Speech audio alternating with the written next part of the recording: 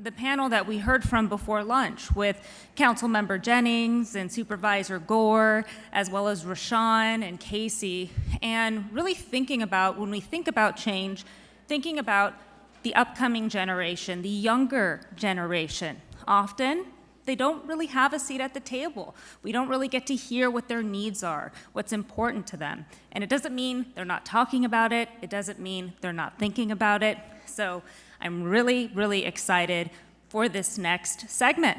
This is the Youth Leadership Academy. They are all panelists and members of the Sacramento Area Council of Governments, and they are joining us. Yeah, round of applause. A lot of big ideas here, and important ones, right? Well, they've been asked to really talk to us about what livability means to them, what matters most to them, and most importantly, what they would like us to focus on when we're thinking about and we're talking about change. So I'm really excited to listen to this panel right now. It is my sincere pleasure to introduce you to Tate Chatfield, Grace Hadani, Skyler Harris, and Ariana Thakur. All right, take it away. Hello, everyone. My name is Tate Chatfield. I am currently a third year at UC Davis studying biomedical engineering and Chinese. I've been with the Youth Leadership Academy for the past 4 years. We're going to start off with introductions, so Grace. Hi, everyone. My name's Grace Hadani. I currently go to Davis Senior High School. I'm a junior, and I live in Davis, and I've been with the Youth Leadership Academy for about a year now. Hi, I'm Ariana Thakur. I'm a sophomore at Oak Ridge High School, and I've been with the Youth Leadership Academy for about a year now. Hello, my name is Skyler Harris. I attend Sac High. I'm a senior, and I've been with YLA for about 3 years.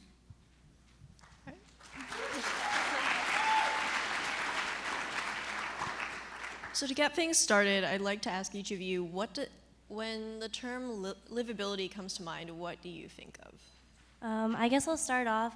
So when I think about livability, it's really important that we think about when you live in whatever town you live in, it's not just about living in there and going throughout your entire day, but it's about enjoying where you live. And maybe if you're biking or driving, going around and saying, wow, I really enjoy what I'm doing. I really enjoy not only where I work or where I live, but just everything about it. I have a sense of pride for where I live, and I wouldn't want to live anywhere else. That's great. I like that one. For me, when I think about livability, I think about connectedness with the people I live with, the people I live around, and just the layout of my city. I want to be able to walk to my grocery store if I need something in the morning. I want to be able to walk to school. I want to be able to walk or even bike around, just so that it's not difficult to interact and communicate with others. Yeah, livability to me means the connection between the communities and being able to have that overall sense of well-being mentally and physically. I think it also means to me just being able to not only live but thrive in your own community and being able to say that you are doing well about it and feeling that sense of belonging.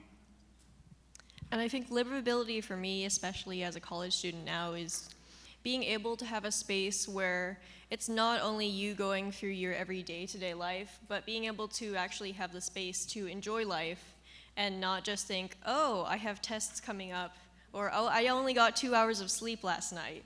And having the space to be like, oh, I just walked outside and it's a beautiful day and I love living here. And so I'd like to follow up with, what is the favorite thing about your community? For me, my favorite thing about my community is the open areas. My community has plenty of parks, and it's just a place where you can go to take a break from the day-to-day overall stresses and everything. And I just find it really helpful, and it's something that everybody should be able to experience. I agree. So I live in Davis, where if any of you have ever been to Davis, there's basically a park every 4 blocks. So It's really nice to just be able to have a lot of greenery. And since we also have UC Davis, so they have a college campus, there's tons of trees and bike paths, which also enables like elementary school kids to be able to bike to school and feel safe and be able to, for parents not to worry about, oh, I'm worried about my kid, because there's plenty of bike paths, so there's no possibility of them getting hurt. And a lot of the times, also, the community in Davis is very tight, so kids will bike with their friends, they'll walk to school together, and I think that's just my favorite thing, is that everybody feels a sense of community and that they feel that they can talk to each other and that there's always somebody there. I think my favorite thing about the city, about Sacramento, is just finding those small places, the small businesses to go support and eat at, because I feel like if you want a good spot, you can go somewhere local, in comparison to a lot of other different places. All right, thank you. So, what excites you most about the future, and what concerns you most?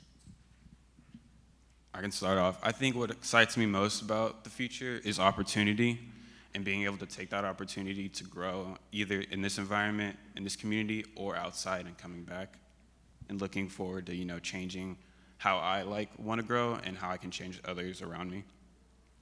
For me, the future represents uncertainty. I don't know what's going to happen, and I guess that's the beautiful part of it, because it all depends on how I treat myself, how I treat others around me, and how I push myself to grow, and it'll just be exciting. I think for me, the future excites me because I've noticed after the pandemic, lots of adults have started to realize that youth voice does matter and that the youth should be able to be heard. And I think that it's slowly changing. And I think with more and more time, we'll start to begin to hear out the youth more and more. And just the fact that youth will begin to have a voice in our everyday life is exciting to me. I agree. I think we are kind of shifting the narrative a little bit more now. Right. So what are some challenges that are currently facing your community, and what actions do you think could be taken to address those challenges? In my community, I'd say one of the bigger issues is honestly equality. There are so many different areas where the kids in my high school, they all come from different neighborhoods. We have a wealthier neighborhood, we have a less wealthier neighborhood, and to be honest, it's not really connected in a sense. And there's another issue with race. We do not have a very equal school population, in the sense that there are plenty of racial disparities, and there's also examples of racism on campus, which is a pretty big issue. I feel like as a high school student, you have so much going on. Racism should not be something you have to deal with. It's not something you should be worrying about. And it's not something anyone should be worrying about. But as a student, your priority shouldn't be having a safe space at school, because that should already be established for you. Instead, but sadly that's what people have to worry about. And while there are school clubs trying to fix it and to take action, there's not enough being done about it. Yeah, I agree. Just going on with the safe space at school, it goes along with mental health. And I think through the pandemic, lots of youth and adults have gone through mental health crises. And even though mental health, it existed before the pandemic, but through the pandemic, it's been heightened. And I think that schools, especially high schools, are trying to do things to address it. But at least at my high school, and I've seen at other high schools, the minimum that they're trying to do is not working, because I think that the principal and all the administration, what they don't realize is that the minimum doesn't work, and that you can't just be like, okay, we'll make a wellness center, but you can't go to it at any time during the day. You have to ask your teacher, you have to be excused. And that also brings in the problem, well, what happens if I miss a test? What happens if I have to make up homework? And that just puts more stress. And it's well, I'm going to the wellness center because I don't want to be stressed out, but it's just making me more stressed. And I think that they have to address that by not just doing the minimum, but heightening what they're doing and giving us more resources so that we can perform better and go on to better things. I think for me, it's been about the connection between the community and the school, and establishing how they both can help each other out. For SACOG, I don't have per se like a health or a mental health center, so I feel like establishing, helping the community give back to the school, and the school give back to the community can really establish a really like a connection, more of a bond, going back to the belonging piece. And I think for my community, one of the biggest challenges is that we have a lot of resources available, and that there are a lot of urgent needs which these resources could be allocated towards. But the issue is that within the college student population, you may have like a need like you don't have enough food, or you need a place to study and internet, but then you can't find these resources because they're not widely advertised. And so I think in my community as college students that really communication and bringing the community together so that it's more of a network and less of every person is an island would be a great approach to start addressing some of these challenges. Right. And adding on to that, what do you think needs to be done to build trust amongst diverse communities? I think that in terms of building trust around diverse communities, our cities can create more events, such as cultural events that kind of highlight different cultures that are within our cities and our neighborhoods. And I feel like when you do that, that will really bring a sense of, oh, I see these cultures, I see what it's all about. This is amazing, I love it. And then it starts to bring the community together, not just through that culture, but through everybody, and everybody starts to fall in love with these different cultures, and they realize, yes, we can all have different cultures, we can all be different, but we can also learn to love and accept all these different cultures that are within our communities.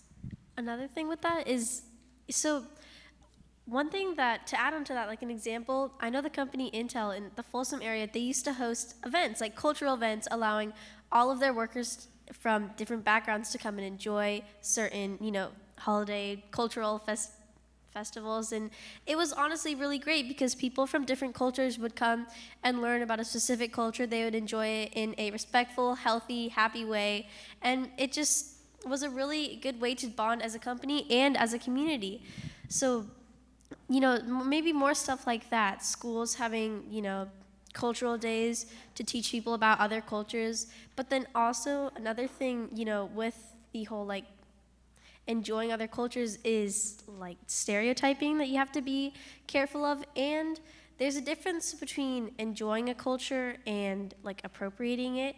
You have to look at that as well. So there's so many things to be aware of, and it can be quite difficult at times, but there are steps that we all have to take to be wary of those issues.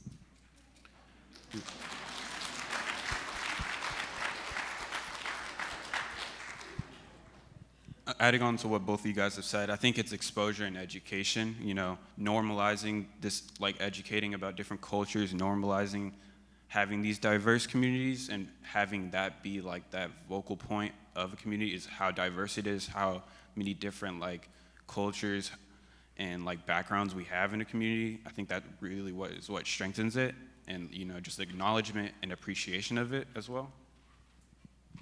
And I think adding on to that, it's important in diverse communities, and especially in like people who are like in the majority group in the community, to like make the space so that it's okay to screw up, but what matters is being able to move on from that and to do better.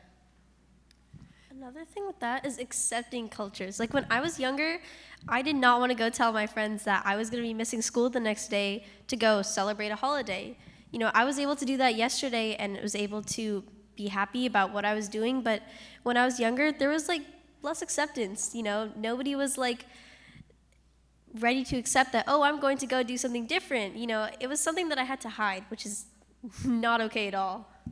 Yeah, I think it's important when talking about younger people, like elementary school students, and going back to what Skyler said about education, whether it's adding in curriculum that teaches the elementary school kids and high school kids about different cultures, because it seems like when I think about my education and how I took history and math and science and English, there's never really any class or any specific subject that really teaches about the cultures. We always, like in history, we focus more on the events, the things that happen, but we don't focus on the social life, the cultures that really play into that. And I think it's important that even we should add them in our high schools, but also to start young with elementary school students so that it builds in the foundation of realizing that we can all be different, but we can be different together.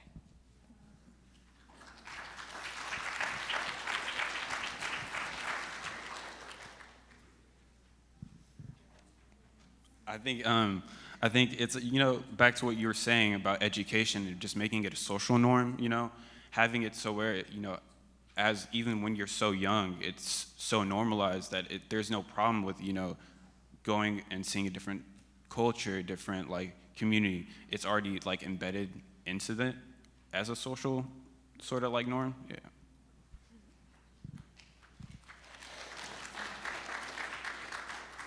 All right, so we've only got a few minutes left. So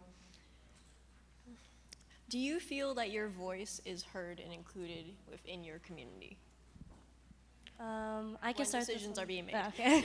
I can start this one off. I would say no for this one because when I think about living in Davis and I think about the city of Davis and the council that runs our city, we don't have any youth representatives. The only thing that we have close to that is our 1 out of 4 high schools has one representative to represent basically every high school on the school board, but this is not the same when it comes to the city. And so I think that the answer would be no, because even though we know that we have a voice, it's not being heard because we're not in the meetings that make the decisions. We're not able to go to these meetings and say, this is what we want, this is why we want it, because they're not inviting us, they're not giving us a chance. And so it makes the youth feel like, well, we're not heard, we can't do anything about it. We just have to go along with what these adults say and just accept it. So one thing instead, so in my community, there are a few ways that youth can share their voice, but they're all dominated by the same people because none of these opportunities are being advertised. With YLA, I had to look through my school's weekly newspaper, which is very long, and and it was in small text, kind of like looking at the fine print on a legal document, So it's not normalized, it's not advertised, which can make it kind of difficult for people to be able to share their voice. I know plenty of youth, they share their voice through social media content.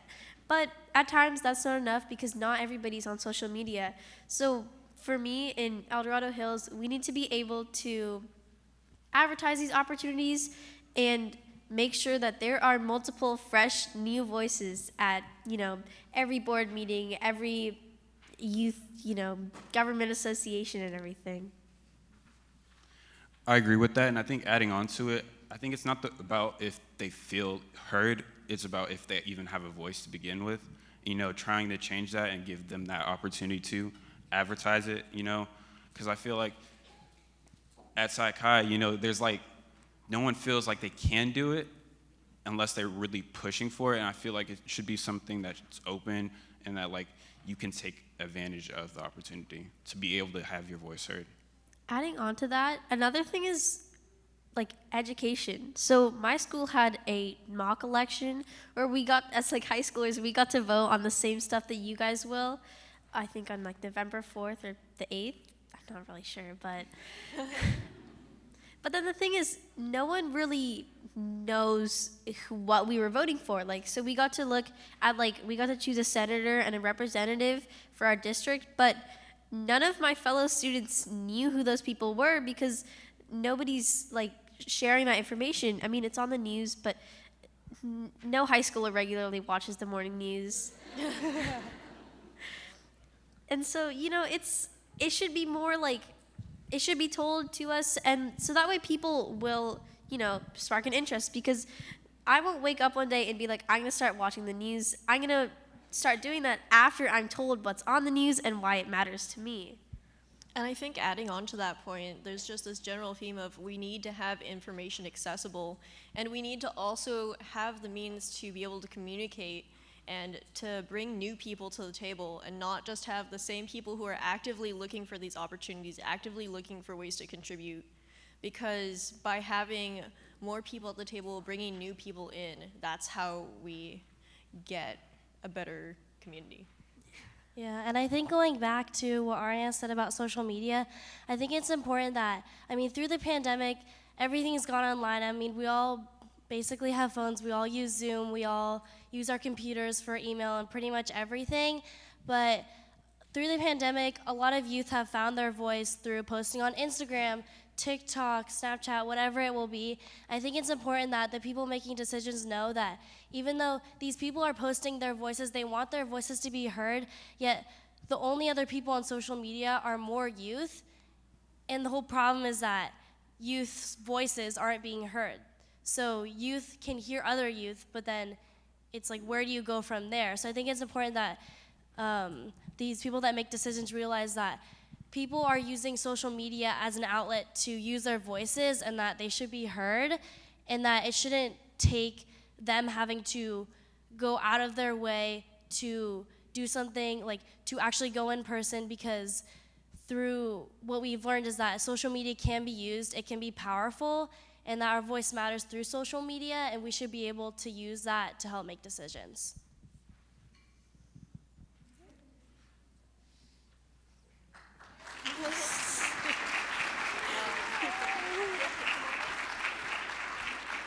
Okay, and to finish up our conversation, if you were going to sit down for coffee with one of the decision makers in your community, what is the most pressing issue? What do you want them to know?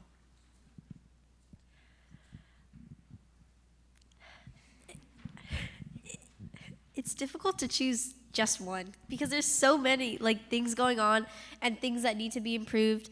But I feel like a lot of it, for me personally and the people around me that I see, is mental health, because by offering more mental health solutions, normalizing it, destigmatizing it, I feel like people will just, want to do more in general. And then after we take those steps, we can start raising awareness for more.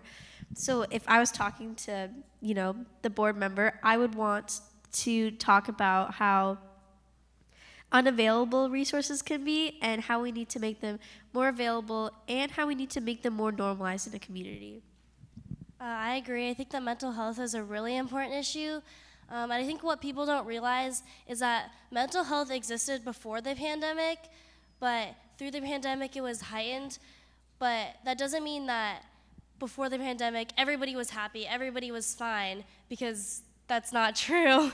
And so I think it's important that if I was talking to this person, I would say that I think that mental health has been neglected in the past 10, 20 years, and that now, since it's been heightened and statistics have gone up, more and more people are starting to feel mental health, especially when it comes to youth and people in high schools, that we can't just do the minimum of giving them resources that they can go out themselves, but they have lots of rules, they have things, there's lots of pressing issues, like I was saying earlier, like if you go to the wellness center and then you skip a test and now you have to make it up, which just makes things more stressful. So I think to this hypothetical council member, I would just say that the minimum is not enough and that what they're doing is not enough and that they need to do more, because once mental health, even though mental health cannot be solved, it's not an issue that can just go away, but once mental health is addressed, you can move on to other issues, but it's important to address mental health first to be able to go on to other things. And I think that point definitely connects with one of the earlier speakers mentioning Maslow's hierarchy of needs, and how once you can have your basic needs fulfilled, but then if you don't have those higher up things, then you're not really involved in your own community. You're just still looking in from the outside. And through YLA, I have had the opportunity to interact with many of the city council members in Davis, and I've talked with them and asked them about Youth Voice, and they've said that they would love to have more input and to build connections so that we can get more change in our community. But what's really lacking right now is that connection between the older youth and everyone else not youth. And Skyler, if you'd like to finish it off. Yeah, I think you all mentioned a really good point about, having that communication and talking and having that understanding between, the council member and the youth, because it starts young, it starts with the schools where you get mostly educated and trying to build upon that community. That way, those same people in those schools can actually want to, come back and want to help build the community even more. Thank you for having us. Thank you. Thank you.